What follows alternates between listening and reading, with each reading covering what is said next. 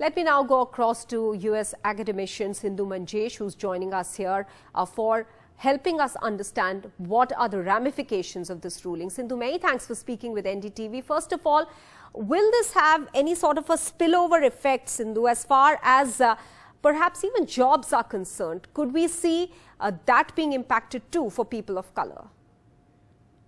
Thank you for having me. Well, Maha, I think this Supreme Court ruling is without a doubt a setback for racial equity and diversity on college campuses.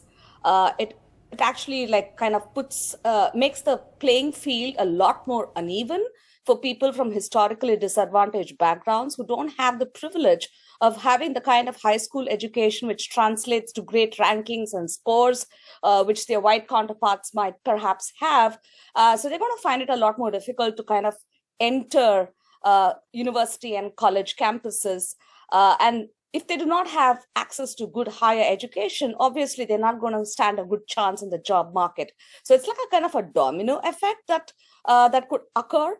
But at the same time, while it is on the surface and on the face of it clearly a setback for racial equity and diversity and the diverse ecosystem that universities have been trying to kind of foster on their campuses, it could have unintended consequences, because now universities are going to start getting more creative in how they kind of conduct their admissions process.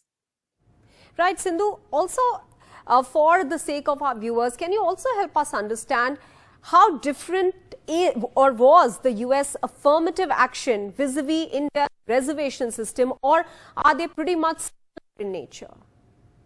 While the concept and the idea and the ideal are the same, they are very, very different in the way they operate and play out on the ground.